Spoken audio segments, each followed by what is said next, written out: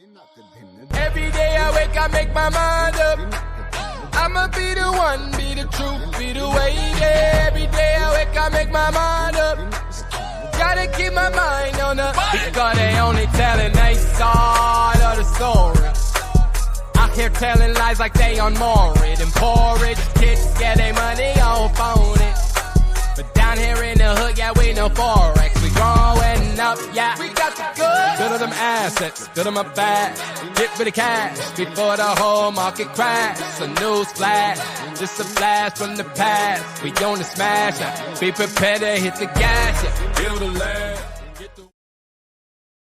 Folks believe that if they can't change the whole world by themselves, no sense in them doing anything. Absolutely wrong. As in why vote? Because everybody's, each one's worse than the other. Well, the reason I recommend that people vote is so that they be eligible for jury duty, because I need some friendly folks up there in the box if they grab me.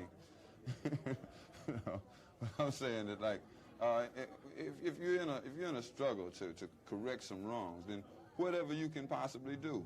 Vote, demonstrate, teach, protest, organize, activate, whatever you can do, because you're in a struggle. If you're a soldier, they don't just say, well, here's a gun, and use this gun, and no matter what happens, don't use this other one, or don't use this stick or this bottle. You use whatever the hell you can, because you're in a war. You're in a struggle to survive in general. And so you use whatever you can get your hands on. And right now, I feel the thing that I'm most qualified to do is in the field in which I drew my education, and that concerns poetry and art. And so I try to use that to help folks see what my point of view is and what the background for it is. Your frame of reference is not strictly the United States of Peace to the party. It's your homeboy back again with the news. So we got a little word there from the elder, ancestor now. Shout out to you. Coming in and set the tone like how we like to do sometimes. Now, like he said, you can use many platforms, many avenues to fight back. And we're using the media, right? We need independent media to give a real insight to the Black community, not controlled by mega media. And this is what we own, right? We're going to keep doubling down, bring all the sources to the table so we can have these conversations. Now, appreciate all the love that we've been getting to the channel. Please like this video, subscribe to the channel, turn on the notifications, because you know your boy going to be rolling. So today we got to get into something. We got a couple topics that we're going to get on. We're going to start off, though, with this DEI, diversity, equity, and inclusion. So for those of y'all who don't know, I'm going to give you a brief little breakdown. So basically, these are programs driven through, the government to want to make policies within the school system and within the corporations and hiring practices, the way in which they teach with on the job. I'm pretty sure some of y'all can vouch on your job now. They may have people come on and tell you how to deal with a Black person, how to deal with somebody who's in the LGBT community. All of these different classes they give you that's supposed to be cultural sensitivity, but really just be some bullshit. Bro. We got to keep it real, family.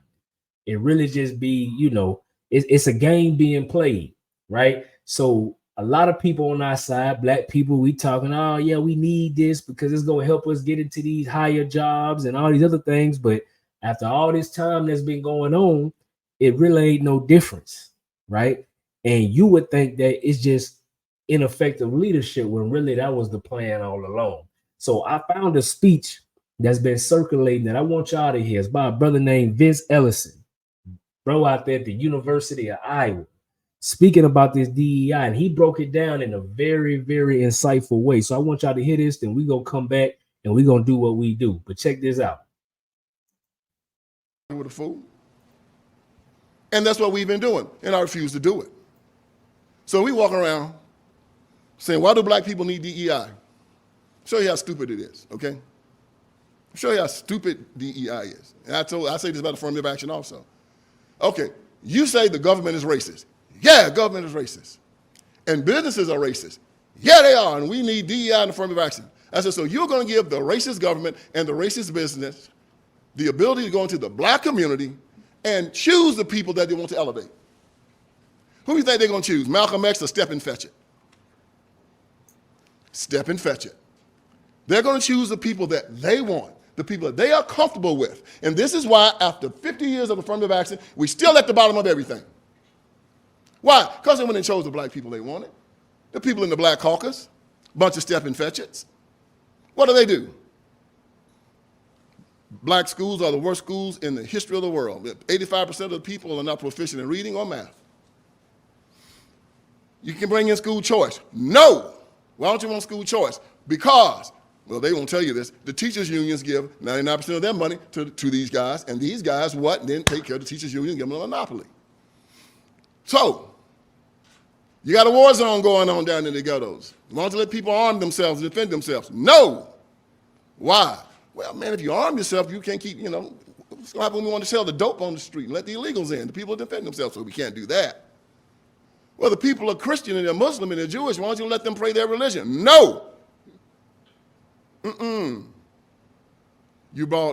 kick God out of the schools, brought the drag queens in, put the Bible out to school, brought the porn in, took discipline out to schools. Now what you got? Children cussing out the teacher, fighting, raising hell, smoking blunts. And when you ask them to change it, no, because that's exactly what they want. Based on that, I said before, I'll say it again, loud and proud, perpendicular on the square, that the left are nothing but a cabal of perverts, liars, psychopaths, and anti-Christian bigots.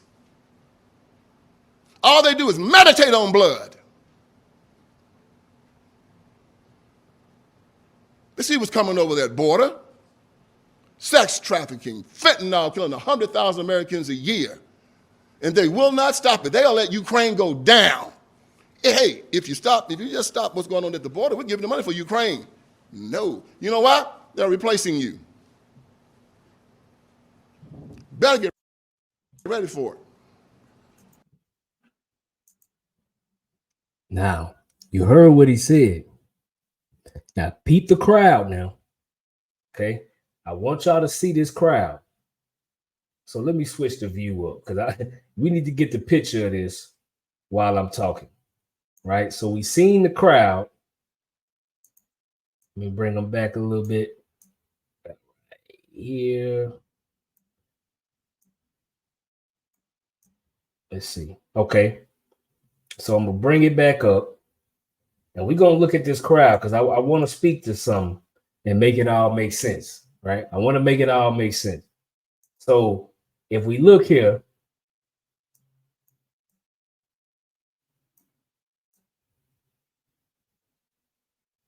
right there.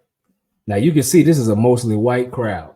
Obviously, it's the University of Iowa, right? So it's the University of Iowa. It's a mostly white audience. And bro, breaking down as a black man from the South, his own experience and what he feels about the diversity, equity, and inclusion program, right? So then he's saying that these programs handpicked who our leaders were going to be. Doesn't this sound familiar? And a perfect representation of that is the Black Caucus. What has the Black Caucus done for Black America? They sit up here with a kente cloth on, doing all kind of things for foreigners, but for the actual people right here that's on the soil who need help, who need representation, the stuff that y'all say y'all out to do, we not getting none of that. With all these programs, nothing is advancing, right? And this is what he's breaking down. Now, mind you, this white audience invited him out to speak. Shout out to the, I think it was the Young Americans Foundation. Never heard of them, but I guess this is something going. I say it's a chapter. So it must be many chapters at several different colleges, but for them to invite this brother to have this conversation. Now, once again, over here, we're not pushing nobody to go Democrat nor Republican. What we're saying is we need to be vigilant on what's going on. And we also need to call a spade because these Democrats on our behalf, so-called, have been running amok and make us look politically incompetent, bro. And this is what dude is breaking down. I never even heard of him before today. But when I saw this speech, I said, yeah, we got to share this with the people because he really going off. So let's get to some more of it because I want you to hear how he break down the rest. So let me get my time marker right. And we're going to let him get down to the rest of this because he really cooking. Like, I'm not lying, bro, really cooking. So let's let him get off.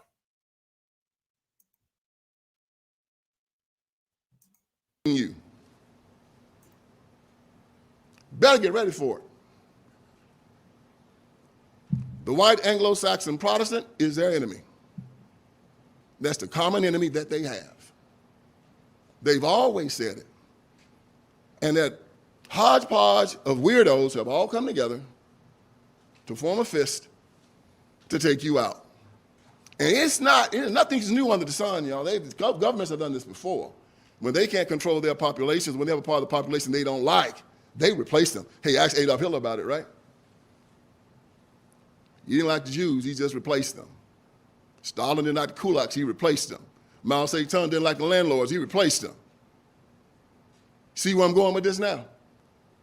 And they always want to catch you while you're asleep because you always believe because you're such good people. No one could ever do that. That's when they get you. Men and women have to be sober-minded. The reason why me and my family has excelled in the United States of America is because I always see them coming. I was born on a cotton plantation in Haywood County, Tennessee. My father was a sharecropper when I was born.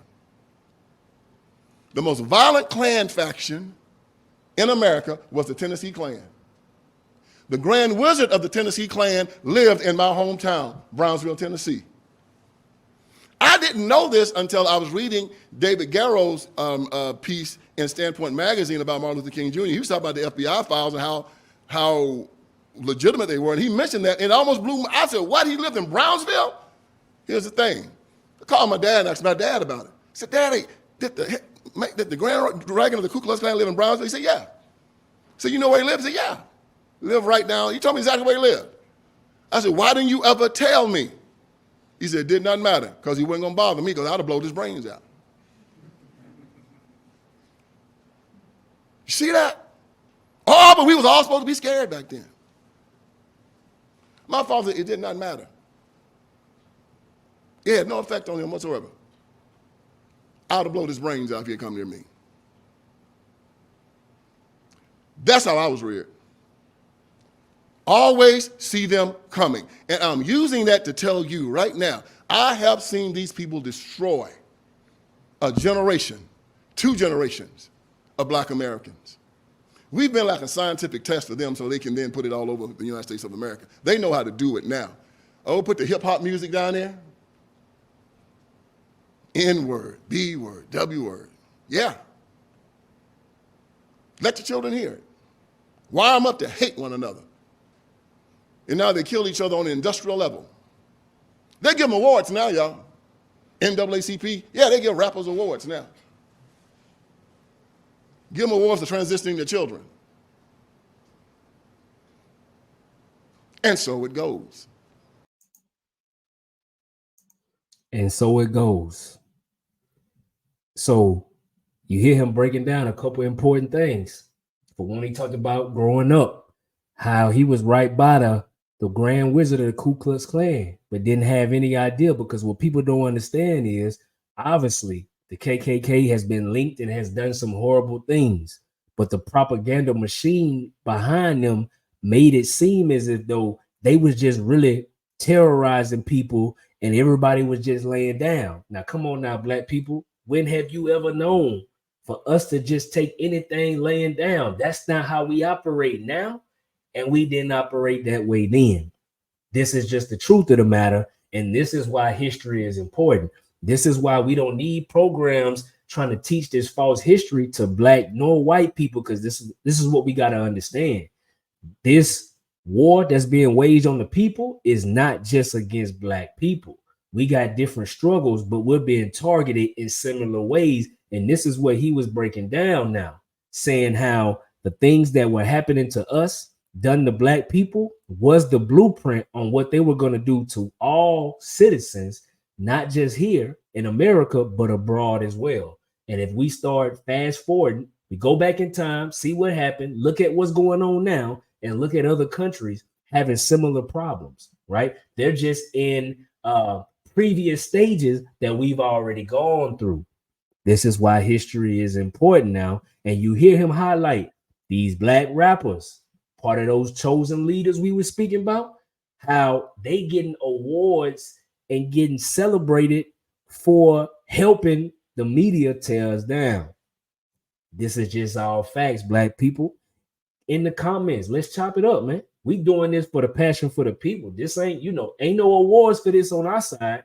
But you see how all the people that's going through all of these new super liberal norms, they getting rewarded, even though they're not benefiting us and making our lives easier as parents, as black people within this sphere. It just is what it is. You know what I'm saying? So I salute that brother for breaking this down, because propaganda, like he said, this is not new. The only thing that's new about the propaganda machine is that it's much more powerful, because they got 4, 5, 6 different ways to get it to you and get it at the speed of light. They can send you some bullshit as fast as you can think about it. So this is what makes it much more powerful and advanced now, right? So, like always, your homeboy with the news, I'm just offering an autonomous perspective. But I want to know what y'all think, man. Is this program good for black people? Have you seen some big benefits that this program has offered us via the education system or via moving up the corporate ladder, right? Let me know what y'all thoughts is. We're going to move on to the next topic, right? So this next one's crazy too. I wanted to touch on this one because I wanted to see how the case was going to go. I mean, not the case, but the investigation was going to go. But before the investigation could really take off, it came to an abrupt end. So I don't know if y'all heard or hip to the story, but Boeing, the major plane manufacturer, right?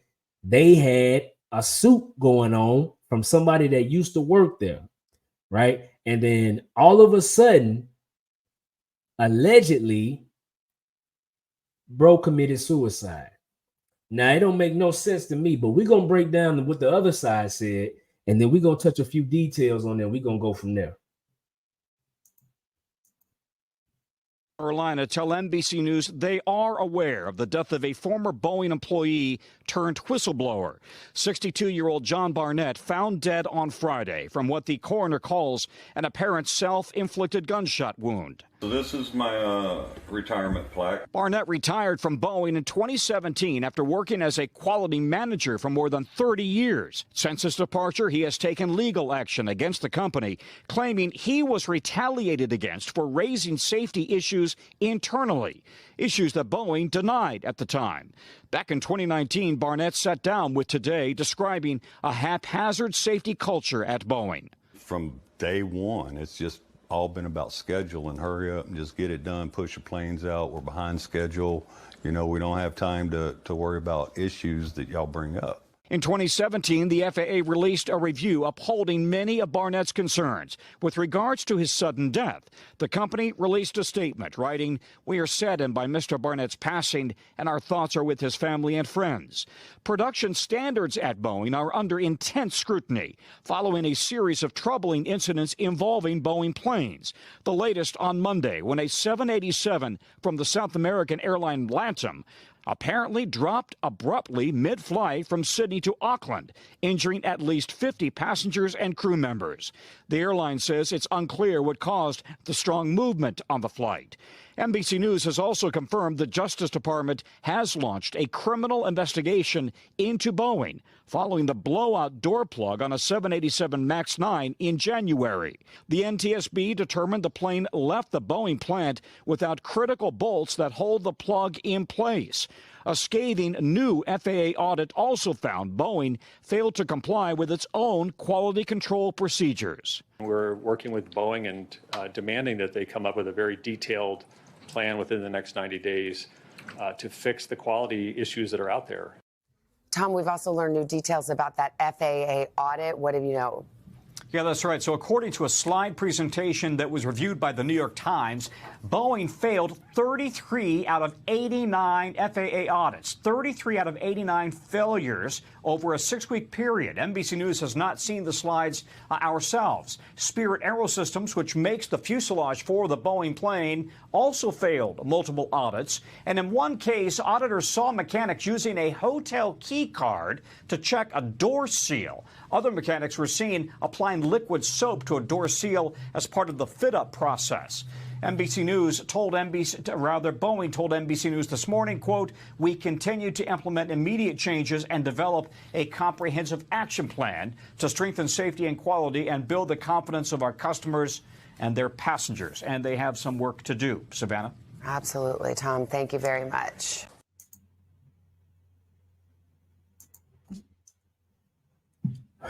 Rest in peace to John. They call him Mitch. John Mitch Barnett. Right now, your homeboy with the news. It just so happened that I can actually speak to this in a knowledgeable way. So your boy, I worked on airplanes for about 10 years. Right. So I got a decade worth of experience between the flight line and on the production side. Okay, so let me explain the difference real quick. The flight line side is when you go fly to the airport, something happens and they make y'all wait and they say, hey, we got to get a maintenance man to come out here real quick. That's the flight line. They're doing things in a hurry. All they're supposed to do is quick fixes or diagnose if something is too bad and they got to get sent back to the depot to get some work done, to the hangar, right? So then the production side is the people who actually build the planes before they ever even hit the flight line. This is where John Barnett came from. He worked for Boeing. Boeing is probably, if not the number one, definitely one or two when it comes to plane manufacturing overall, meaning they supply a lot of the commercial airliners with planes. Okay, so now, for context, John Barnett, his job was QA. Now, QA within the aircraft world, I'm sure it may be similar in other sectors, but in the aircraft world, I know exactly how it's done. So you have different levels of approval before it ever gets to QA. But QA typically is somebody who's done the job before. So they know where all the shortcuts are. They know from experience, well, it'll be much easier to skip this step and this step to accomplish this at a faster pace. And this is not to put the blame on the employees, because I can tell you firsthand that the production supervision, they are the ones who enforce these strict time deadlines and put these guys' jobs at risk to be able to reach these deadlines, because these big corporations only care about money. So here you got somebody who would know all the skeletons are buried. He's retired, so he's not broke. He doesn't need them anymore.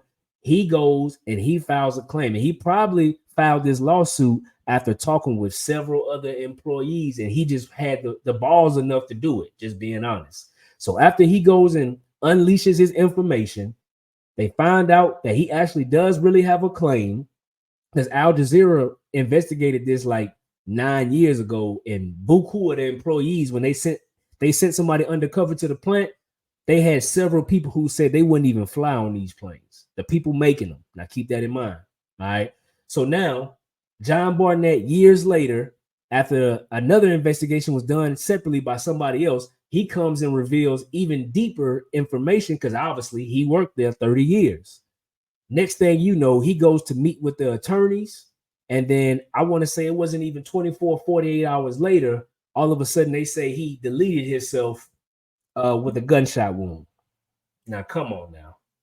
I don't care if you believe in conspiracy theories. I mean, tell me what sense did that make? Why would he go through all of this almost towards the end?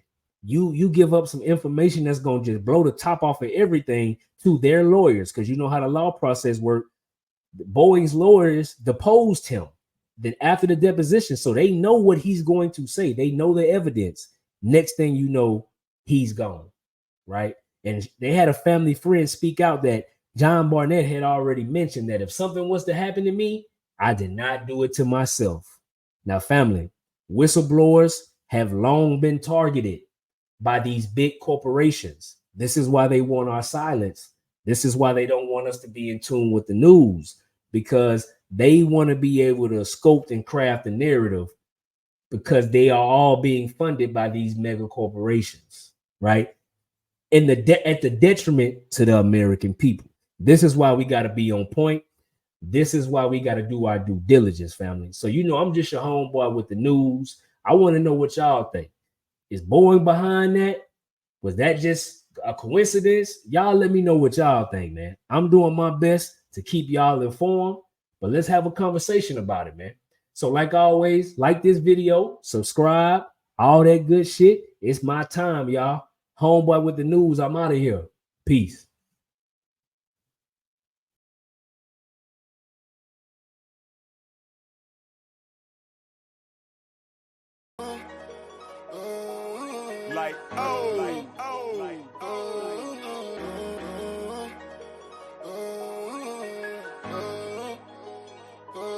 This is all the love I had. I can't get it back, I won't get it back, Gave all the love I had. One motherfucking 3 nigga. I can't get it back, I won't get it back, Can't get it. This is all the love.